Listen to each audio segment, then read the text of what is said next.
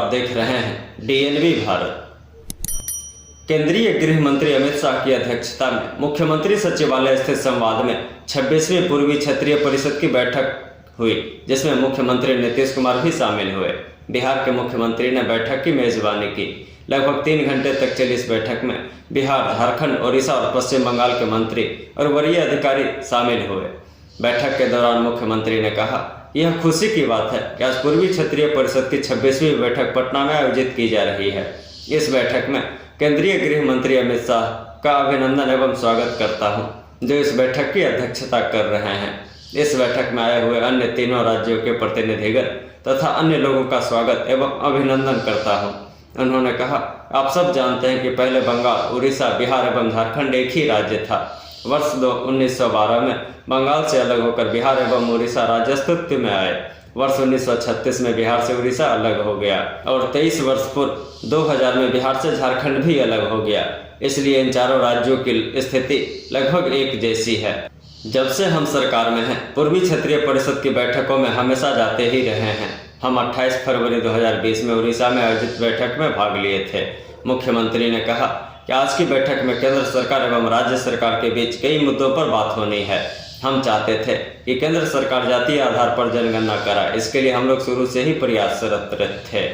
इसके लिए वर्ष 2019 एवं 20 में बिहार विधानमंडल में सर्वसम्मति से जाति आधारित जनगणना के लिए प्रस्ताव पारित कर केंद्र सरकार को भेजा।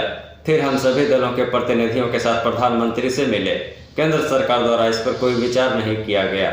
राज्य सरकार ने अपने संसाधनों से जाति आधारित गणना करा ली है और इसके आंकड़ों को जारी किया, जिसके अनुसार बिहार की कुल आबादी 13,07,25,310 है, जिसमें 53,72,022 लोग बिहार के बाहर रह रहे हैं। 12,53,53,000 राज्य में रह रहे हैं।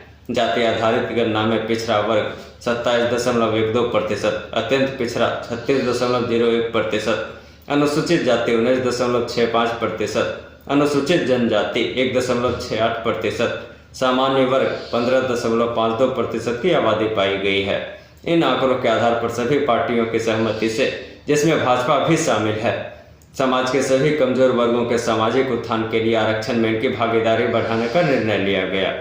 मुख्यमंत्री ने कहा कि राज्य में आरक्षण की सीमा 50 से बढ़ाकर 65% कर दिया गया। इसके लिए कानून पारित हो गया है। सामान्य वर्ग के आर्थिक रूप से कमजोर लोगों के लिए पूर्व से ही 10% आरक्षण उपलब्ध है। सभी को मिलाकर कुल आरक्षण 75% हो गया।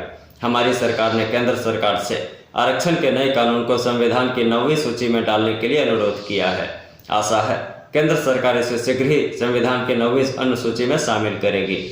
जाति आधारित गणना में लोगों की आर्थिक स्थिति की जानकारी ली गई है। सभी जातियों में गरीब परिवार मिले हैं, जिनमें 25.09%, सामान्य वर्ग के 33.16%, पिछड़ा वर्ग के 33.58%, अति पिछड़ा वर्ग के 42.93%, अनुसूचित जाति तथा 42.70%, अनुसूचित जनजाति वर्ग के लोग गरीब हैं। सभी वर्गों में गरीब परिवारों की कुल संख्या 94 लाख है। मुख्यमंत्री ने कहा कि गरीब परिवारों को आगे बढ़ाने के लिए इसके एक सदस्य को रोजगार हेतु 2 लाख रुपए तक की सहायता की योजना बनाई गई है। जिन परिवारों के पास आवास नहीं है, उन्हें जमीन खरीदने की राशि को 60,000 से 1 लाख रुपए कर दिए गए हैं। मकान बनाने के लिए 1,20,000 रुपए दिए जाएंगे।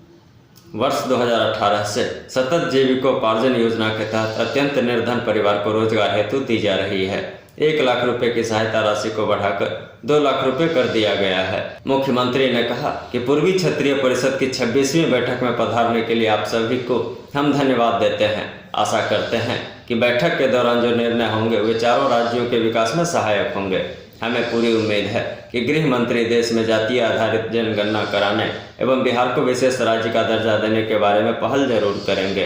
बैठक में बिहार के उप मुख्यमंत्री तेजस्वी प्रसाद यादव, वित्त मंत्री विजय कुमार चौधरी और जल संसाधन मंत्री संजय कुमार झा, पश्चिम बंगाल की मंत्री चंदना भट्टाचार्य, उड़ीसा के मंत्री प्रदीप कुमार आम, उड़ीसा के मंत्री तुषार कांति बेहरा, झारखंड के मंत्री रामेश्वर उरांव, झारखंड के मंत्री चंपई सोरेन, केंद्र सरकार के सचिवगण, चारों राज्यों के मुख्य सचिव, बिहार के पुलिस महानिदेशक, पूर्वी क्षेत्रीय परिषद की सचिव तथा केंद्र सरकार एवं राज्य सरकारों के वरीय अधिकारीगण उपस्थित थे।